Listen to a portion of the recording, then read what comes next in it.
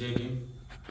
काल जे वक्तव्य सनी यांच्याकडून करण्यात आलेलं आहे त्याचा सर्वप्रथम मी मंगळवार पेठेच्या वतीने जाहीर निषेध करतो.